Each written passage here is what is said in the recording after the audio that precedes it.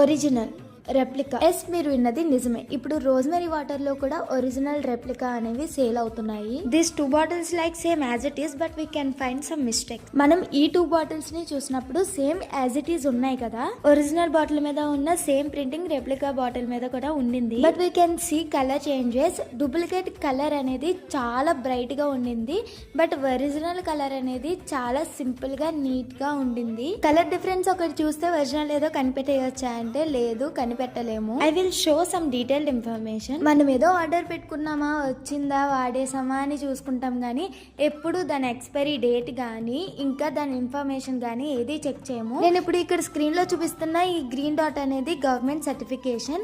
ఇది ఒరిజినల్ కు ఉంది, బట్ డూప్లికేట్ కి లేదు. అట్లీస్ట్ బాటిల్ మొత్తంలో ఎక్కడో చోట ఇచ్చాడు అనుకుంటే ఎక్కడ మార్క్ అనేది ఇవ్వలేదు.